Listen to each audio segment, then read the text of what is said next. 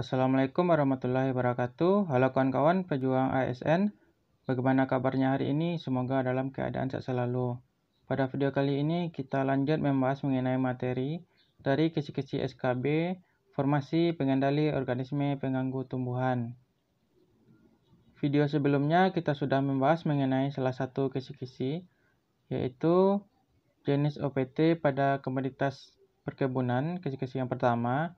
Nah, sekarang kita akan membahas mengenai kisi-kisi yang ke-9, yaitu jenis OPT dan gejala serangannya pada tanaman hortikultura, serta cara identifikasi OPT tersebut. Jadi, dengan materi ini diharapkan kawan-kawan dapat menjawab soal SKB dengan tepat. Nah, kawan-kawan, untuk mengetahui OPT hortikultura, sebelumnya kita harus tahu juga apa itu hortikultura.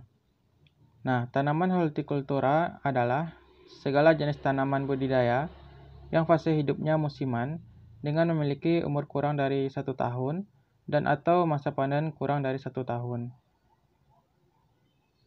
Nah, golongan tanaman hortikultura yaitu sayuran, tanaman hias, buah-buahan, dan obat-obatan. Nah, apa-apa saja contoh dari tanaman hortikultura?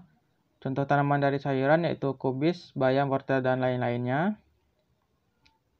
Sementara untuk contoh tanaman buah-buahan seperti semangka, jeruk, mangga, melon, dan lain-lainnya. Kawan-kawan, ini adalah contoh tanaman dari hortikultura.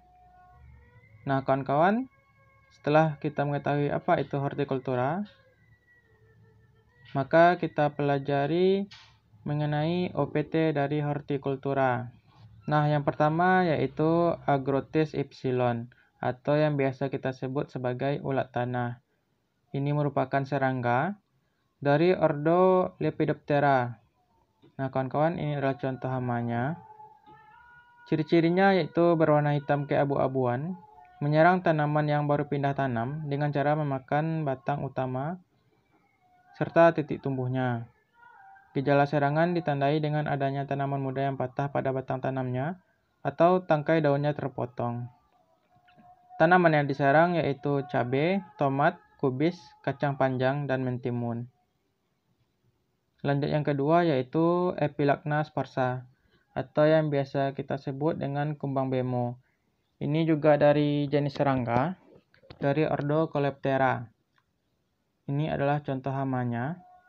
Ciri-cirinya yaitu biasa disebut dengan ladybug, berukuran 8-10 mm, berbentuk bundar kecil, memiliki warna kuning kecoklatan dengan bintik hitam di sayap atas. Gejala serangannya yaitu ditandai dengan adanya daun tanaman yang berlubang-lubang. Tanaman yang diserang seperti semangka, melon, bayam, kacang panjang, kangkung, dan kentang. Nah, kawan-kawan, lanjut ke hama yang ketiga yaitu thrips. Thrips ini dari jenis serangga juga, dari ordo Hemiptera. Nah, kawan-kawan, ini adalah contoh hamanya. Ciri-cirinya yaitu berukuran kecil, sekitar 1 mm, dengan warna merah pada fase nimfa dan warna kuning pada fase dewasa. Gejala serangan daun dan bunga mengering karena dihisap cairannya. Hama ini juga sebagai faktor penyebab penyakit keriting pada cabai. Tanaman yang diserang yaitu cabai, bawang merah, semangka, dan tomat. Nah, lanjut ke hama yang keempat yaitu Myzus persicke. Nah, ini juga dari jenis serangga, dari ordo Hemiptera. Nah, kawan-kawan, ini adalah contoh hamanya.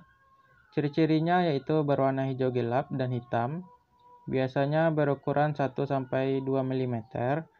Gejala serangan pucuk daun menjadi keriput, keriting, dan menggulung, menyebabkan tanaman menjadi layu. Nah, tanaman yang diserang seperti cabai, semangka, melon, dan mentimun. Nah, yang kelima yaitu Bemisia tabasi, atau yang biasa kita sebut sebagai kutu kebul, dari jenis serangga, dari ordo Hemiptera. Nah, ini adalah contoh hamanya. Ciri-cirinya yaitu berwarna putih hingga hijau terang, berukuran 1 mm, hidup berkelompok di bagian bawah daun.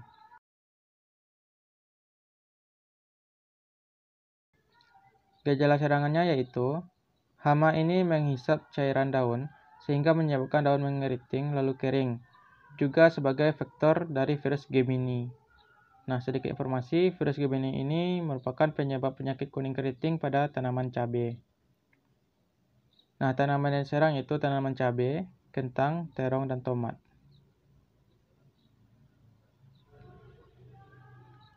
Nah, kawan-kawan, ada juga hama yang serangannya paling berbahaya seperti Spodoptera litura atau yang biasa kita sebut ulat gerayak, Liriomyza huldoberensis atau yang biasa kita sebut lalat penggorok daun, Drosophila melanogaster, lalat buah, Holotrichia sp atau yang biasa kita sebut ulat londi atau uret, dan Tentranicus sp atau yang biasa kita sebut dengan tungau merah. Nah, kawan-kawan, untuk sedikit informasi bahwa jenis serangga hama paling banyak yaitu dari ordo Lepidoptera, Hemiptera, dan Diptera. Nah, kawan-kawan, itulah sedikit gambaran mengenai hama pada tanaman hortikultura. Sekarang kita lanjut penyakit pada tanaman hortikultura. Yang pertama yaitu anthracnose yang disebabkan oleh patogen Coleotrichum capsici. Nah, kawan-kawan, ini adalah contoh gejala serangannya. Nah, gejala serangan dari penyakit ini yaitu buah busuk berwarna kuning kecoklatan, diikuti busuk basah yang terkadang ada jelaga berwarna hitam. Pada tanaman dewasa dapat menyebabkan mati pucuk. Nah, penyakit ini menjadi momok penting bagi petani cabai. Tanaman yang diserang yaitu cabai, terutama pada buahnya. Penyakit kedua yaitu penyakit kuning yang disebabkan oleh Gemini virus dari jenis virus yang disebarkan melalui vektor kutu kebul. Nah, kawan-kawan, ini adalah contoh gejalanya. Gejala serangan seperti helai daun yang mengalami perubahan warna dengan bagian tulang daun memutih yang biasa disebut dengan vein clearing. Lalu gejala akan berkembang menjadi warna kuning. Bagian tulang daun menebal dan daun mengeriting ke atas. Tanaman yang diserang yaitu cabai. Nah, pernah juga ditemukan pada tanaman kacangan. Nah, lanjut yang ketiga, penyakitnya yaitu layu fusarium pada pisang yang disebabkan oleh patogen Fusarium oxysporum. Nah, kawan-kawan, ini adalah contoh gejalanya. Gejala serangan yaitu menyebabkan daun berwarna menjadi kuning, menyebabkan batang semu menjadi kerdil, sampai menyebabkan batang rebah. Nah, pada tanaman pisang, buah pisang tidak bisa dipanen karena ukuran kecil, layu, dan tidak matang sebelum panen. Nah, tanaman yang diserangnya adalah pisang.